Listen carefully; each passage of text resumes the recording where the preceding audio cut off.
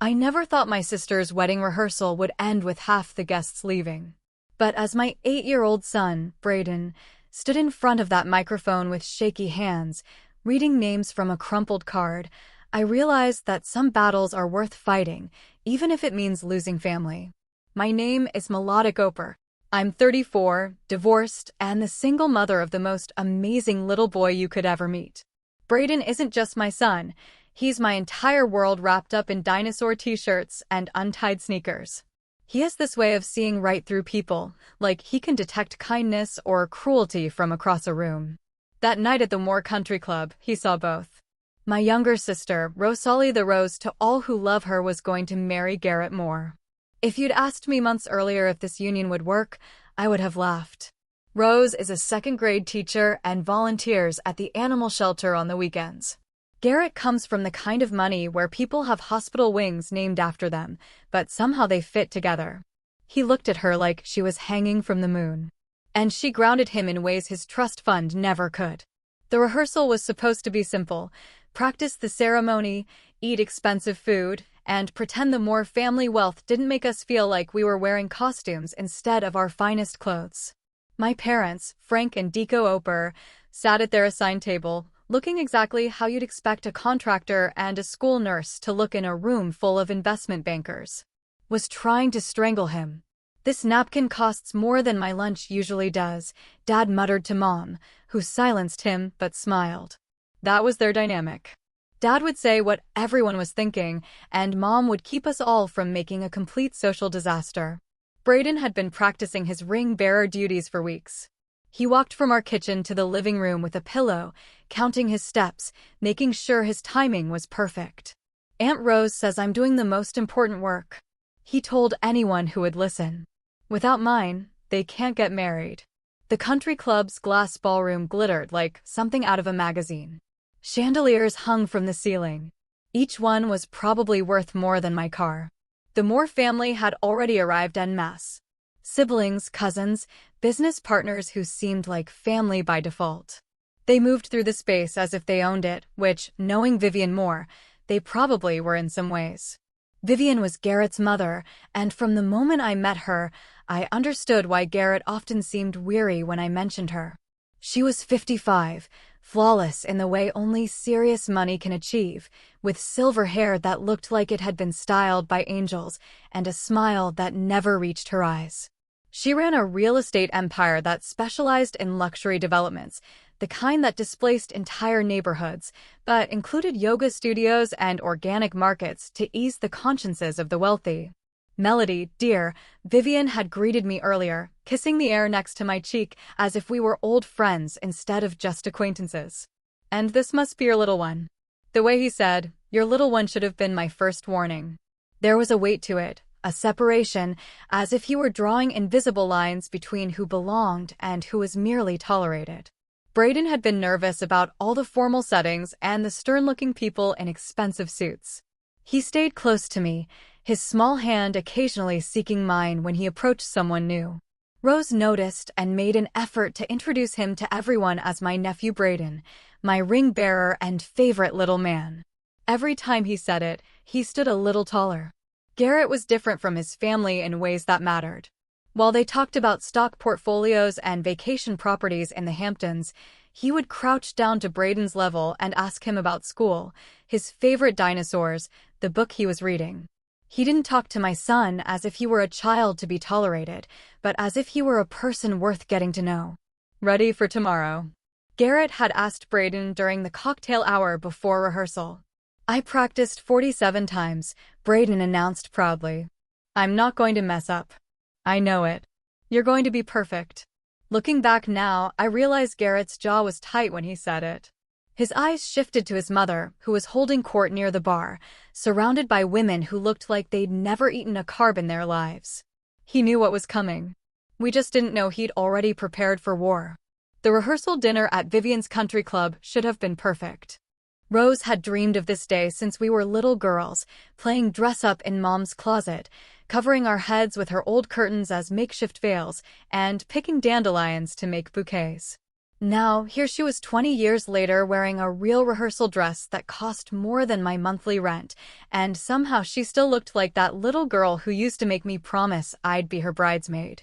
Melody, can you fix this? Rose turned to me, pointing to a loose curl that had escaped her updo.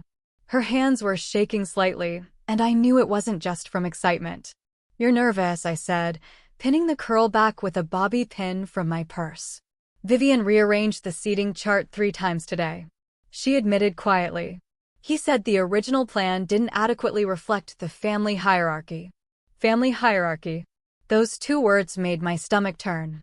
In the Cooper family, hierarchy meant Dad got the big piece of chicken for dinner because he worked construction all day, and Mom got to choose the TV show on Sunday nights because she dealt with sick kids all week. It didn't mean what Vivian was orchestrating. Brayden ran up to us. Her little navy suit was already slightly wrinkled from scaling the country club's garden walls outside. Aunt Rose, should I walk fast or slow? Garrett said to go slow, but I watched if I got nervous and sped up. Rose knelt. Her expensive dress pooled on the floor. Just be yourself, honey. Walk however you feel comfortable. The important thing is that you're there with me. I caught the tension in his voice, the way his smile didn't crease his eyes the way it usually did. He was trying to protect him from something. He just didn't know what yet. The crystal ballroom steadily filled with Garrett's family and friends. They moved differently than we did, with a confidence that came from never having to check price tags or worry about overdraft fees. The men wore watches that cost more than college tuition, and the women carried purses I'd only seen in magazines at the dentist's office. My parents had found their assigned seats at table 7, not at table 1 with immediate family, I noticed, or even at tables 2 or 3.7. Dad's calloused contractor hands played with his tie, the one he'd worn to every formal event for the past decade. Mom had bought a new dress at JCPenney in purple because Rose said the wedding colors were lavender and silver, and she looked beautiful, even if she was clearly uncomfortable. This place costs more per night than I made in my first year of business, Dad whispered to Mom, looking at the gold-embossed menus. Frank, shut up, Mom said, but she was calculating, too. I could see it in her eyes, the nurse in her adding up costs and wondering how many medical supplies this could buy for her elementary school. Garrett's brothers had arrived in a group, all tall and broad-shouldered like him, but lacking his warmth. Natan, the eldest, worked at the family firm. The twins, Christopher and James, ran their own investment firm. They acknowledged us with polite acknowledgments, but gravitated toward their own kind, discussing quarterly earnings and market projections. Mom, why is everyone so fancy? Brayden whispered, pressing himself against my side. It's just different from what we're used to, baby. Different doesn't mean better. But even as I said that, I observed how the waitstaff treated the homores compared to how they treated us. The subtle difference in deference, the assumption of importance. We were clearly the bride's side, the accessories to this grand event. Garrett found us near the rehearsal stage, and immediately the atmosphere changed. He picked up Brayden and twirled him around, making my son laugh. There's my ring bearer, ready to show everyone how it's done. I practiced on Mom's couch pillows as if they were real rings, Brayden said earnestly. I didn't drop them once today. That's my man. Garrett high-fived him, and then looked at me. Melody, thanks for everything. I know this whole scene isn't really your family style. Rose is happy. I said, that's all that matters. Although something in his expression suggested it might not be that simple. Vivian orchestrated everything like a conductor with an orchestra. She directed the wedding coordinator with abrupt gestures, indicated where everyone should stand, and repeatedly checked her phone while barking orders to someone about floral arrangements. She hadn't spoken directly to any of us since her initial greeting, treating the Cooper family like extras in her production. Everyone take your places, Vivian called out, her voice cutting through the conversations. We need to rehearse the procession. Garrett, gather your groomsmen.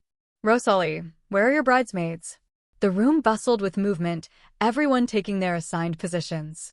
This should have been the easy part, the simple run-through before tomorrow's main event. No one expected it to become a battlefield. Vivian clinked her champagne glass with a sterling silver fork. The sharp sound cut through all conversation in the crystal ballroom. The room immediately fell silent, like students when the principal enters. He stood at the front of the room, his cream-colored suit impeccable, his posture perfect, commanding attention as if he were born to it. "Before we practice the procession, we need to discuss proper positioning," Vivian announced. Her voice carried the distinctive tone of someone who has never been questioned. "The immediate family section will be reserved for blood relatives only. No children from previous relationships at the front. You may sit in the general guest area." The words hit like ice water poured down my back. I felt Braden's small hand find mine instantly, his fingers squeezing my palm. The room seemed to tilt for a moment, and I could hear my own heartbeat in my ears. "Mom," Braden whispered, confusion clouding his innocent face. "He means me. I'm a child from a previous relationship." Before he could respond, Rose's face had drained of all color. She looked like someone had slapped her. "See, we talked about this. Braden is my nephew. He's family. We discussed the possibilities." Vivian interrupted her with surgical precision. "This is final. The photographer needs clean family shots without complications. The Whitmore family portrait, which will hang in our estate, needs no peripheral additions." Complications. Peripheral additions. She was talking about my 8-year-old son as if he were an unwanted decoration that clashed with their color scheme. "Excuse me," I stood up, my voice firm despite my racing heart. "My son isn't a complication, he's the ring bearer. Ross specifically asked him to be part of the ceremony." Vivian's smile was razor-sharp. "Of course, he can carry the rings. He'll walk down the aisle, deliver them, and then sit with the general guests. It's perfectly reasonable." Reasonable. The word tasted bitter. "He's 8 years old. You want him to be at the wedding, but not really be part of it?" His son, Vivian, emphasized the word as if explaining something to a child. "It's not Garrett blood. The Moore family has traditions spanning 5 generations. We maintain certain standards. Surely you understand the importance of preserving the family legacy?" Dad's chair scraped against the marble as he stood. The sound echoed in the tense silence. Her face was red, the way it got when she tried not to say what was really on her mind. "Now wait a minute. That boy is my grandson. If he's not family enough for you, Frank, please." Mother touched his arm, though her eyes burned with a fury he rarely saw. Her voice was calm, but deadly. "Mr. Whitmore, I think you're making a mistake." "You didn't make mistakes," Vivian replied coldly. "I make decisions based on what's best for the family's reputation." Garrett stood frozen near the altar area, his face pale, his eyes darting between his mother and Rose. I could see the war unfolding on his face, the golden sun torn between the woman who raised him and the woman he loved. "Garrett." Rose's voice was small, cracked. "I said something, but she didn't." "Not yet." The silence stretched like a rubber band about to snap. My sister's eyes filled with tears she was fighting back. This was supposed to be her perfect day, the fairy tale ending she'd dreamed of, and it was falling apart because my son's existence didn't fit Vivian's social register. "You know what I said?" My voice echoed throughout the room. "If Braden can't be with the family, then neither can I." "You don't need to be treated like a dirty secret you're ashamed of." "Melody, you're being dramatic." Vivian waved her hand dismissively. "No one's embarrassed, we're just maintaining proper protocol." "Protocol," I laughed, but there was no humor in it. "He's a little boy who's been practicing for weeks to be perfect for his aunt's wedding. He loves Rose and Garrett, but you want to leave him out? Because his biological father isn't here, because I had the audacity to divorce him." The room was absolutely still.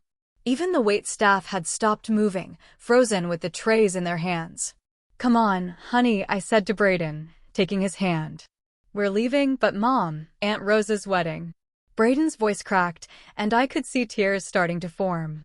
"I'm supposed to be carrying the rings. I practiced. I won't mess up, I promise. I'll sit wherever she wants me to sit." My heart shattered. My beautiful, sweet boy was willing to accept being cast aside just to be part of something he'd been looking forward to for months. "Some things are more important than the holidays," I said. Even though leaving Rose felt like tearing me in half. "We're going where they want all of us, not just the convenient parts." We'd taken 3 steps toward the door when Garit's voice rang out in the ballroom, sharp and clear as breaking glass. For a single word, he conveyed more authority than I'd ever heard from him. Everyone turned, including Vivian, whose perfectly sculpted eyebrows rose in surprise at her son's tone. Garrett walked toward us with purposeful strides, reaching into his jacket pocket as he moved. He pulled out a small, folded white card and knelt down to Braden's level. The entire room watched as he handed my son the card along with the wireless microphone from the podium. "Braden, do you remember what we practiced last week?" Garrett's voice was soft but firm. "When you came to my apartment and we had our secret meeting, when I showed you that special thing." Braden's eyes widened in recognition. "But you said that was for if something bad happened. You said it was our emergency plan." "This is the emergency, dude. This is exactly what we prepared for." Garrett squeezed his shoulder. "Read the card just like we rehearsed in my living room. Remember? You sat on my couch, and we went over it 5 times until you got it perfect." Rose gasped, her hand going to her mouth. "Garrett, what are you doing? What card? What meeting?" "Trust me," she said, standing up and taking his hand. "I've been preparing for this since last week." When Mom first mentioned her concerns about the family photos, Vivian's face changed from surprise to anger. Her complexion turned green beneath her perfect makeup. "Garrett Alexander Widmore, what does this mean? We're in the middle of the rehearsal dinner. This is neither the time nor the place for whatever trick you're trying." "Mom, you've already said your piece. You've made your position very clear." Garrett's voice was calm. "Now it's Braden's turn. The person you just called a complication needs to speak." The wedding coordinator stepped forward nervously. "Maybe we should take a short break."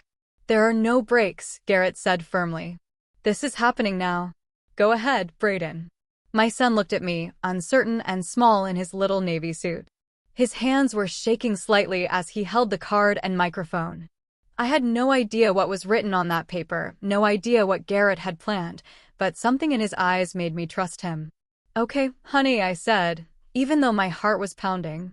"Go ahead and read what Garrett taught you." Braden slowly unfolded the card. I could see Garrett's neat, precise handwriting. The microphone picked up the sound of the paper rustling, amplifying it through the ballroom's PA system. Every person was looking at my waiting 8-year-old son. "Should I climb on something?" Braden asked Garrett so everyone could see me. Nathan, Garrett's older brother, suddenly moved. He grabbed a chair and placed it behind Braden. "Here you go, little man. Hop on this." Vivian gave Nathan a look that could have frozen a fire. "Nathan, don't encourage this nonsense. Let the kid talk, Mom," Nathan replied, and there was something in his tone I hadn't expected.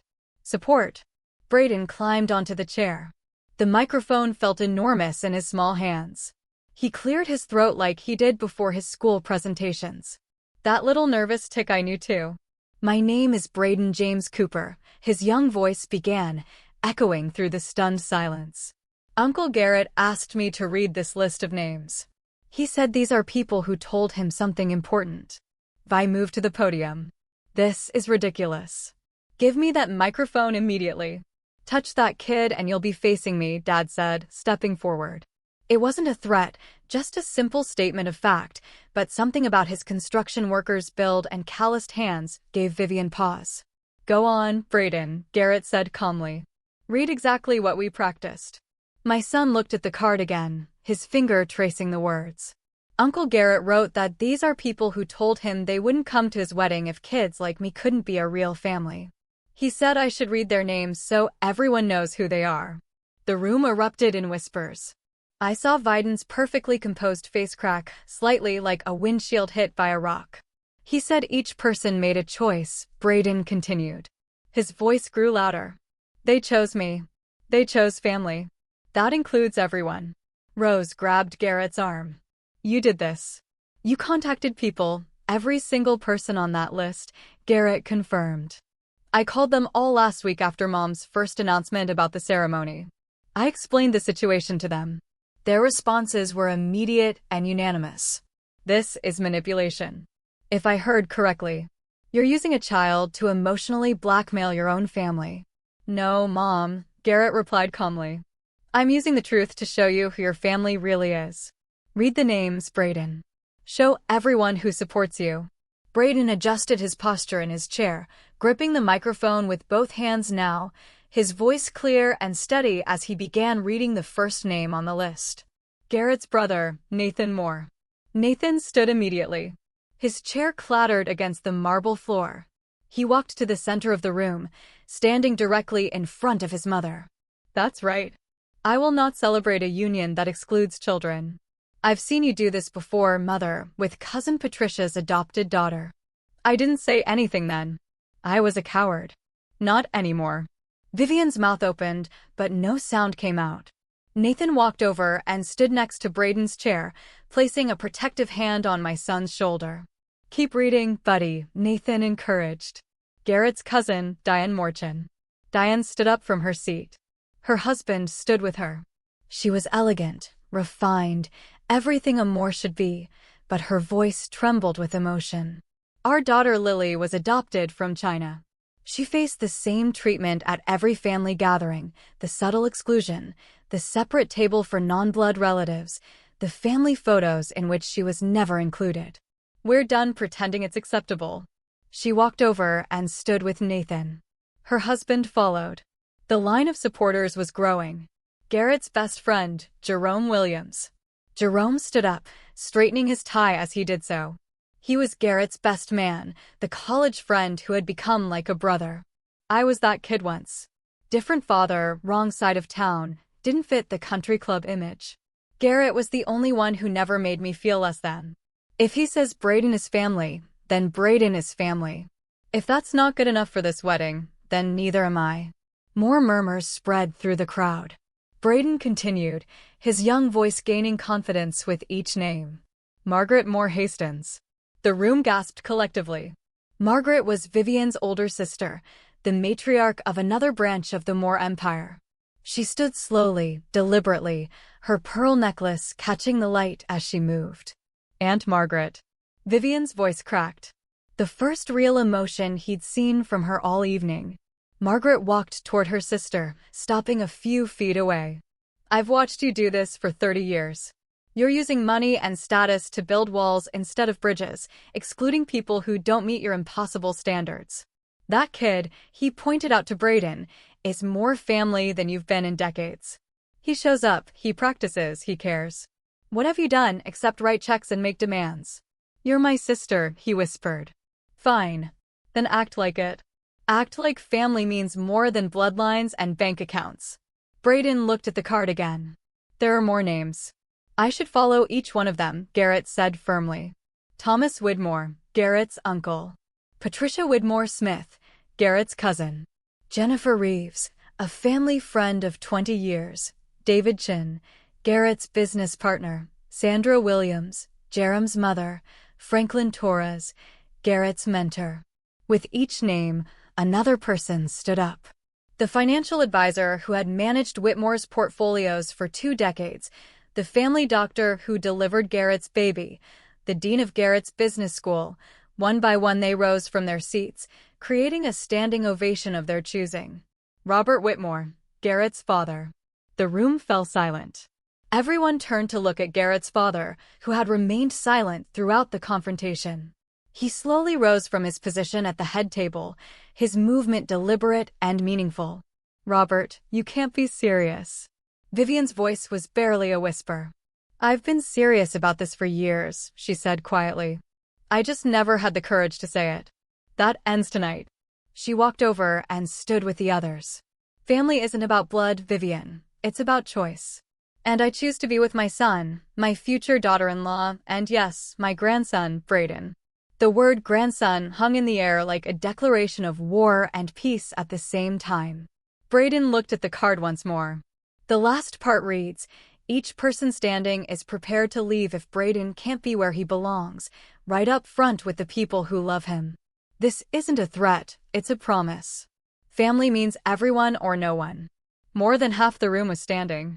Now the power players of the Moore family empire, the society friends, the business associates, all standing in support of an 8-year-old boy who just wanted to carry the rings at his aunt's wedding.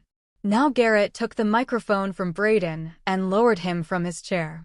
Then he turned to face his mother, who was isolated at the front of the room. Her perfect world was crumbling around her. Mom, do you have a choice? Accept my nephew Brayden as your full family or lose half your guest list, including me. Because if Melody and Brayden leave, Rose and I leave too. We'll get married at the courthouse tomorrow by the people who understand that love makes a family, not blood. You decide. The silence stretched for what felt like hours, but was probably only seconds. Vivian stood there. Her perfect composure finally cracked, looking at the sea of guests standing there as if seeing them for the first time. Then, without a word, she picked up her handbag and walked toward the door. Her heels clicked against the marble in sharp, angry taps. If you leave, don't come back, Robert called back, his voice firm. I mean it, I saw clearly. If you walk through that door, you're leaving this family. She stood in the doorway, her back stiff. Two of her society friends, Eleanor Ford and Diana Price, quickly gathered their things and followed her. The three disappeared into the night, leaving behind a room full of people who had chosen love over loyalty and wealth. The moment the door closed, the whole atmosphere changed. It was as if someone had opened the windows in a stifling room. People started talking, laughing, moving freely. Nathan picked Brayden up and put him on his shoulders. You did it, little man. You're braver than any adult in this room. Garrett walked over to Rose, who was now crying openly. Mascara was running down her cheeks. I'm sorry for not telling you about the plan. I needed it to be real, to be genuine. You called all these people, Rose asked through tears. Every single one of them. The moment Mom made her demands last week about family photos and seating arrangements, I knew this was coming. He turned to me. Melody, I need you to know something. Your son is not only welcome in this family, he is this family. He's been my nephew since the day I fell in love with Rose,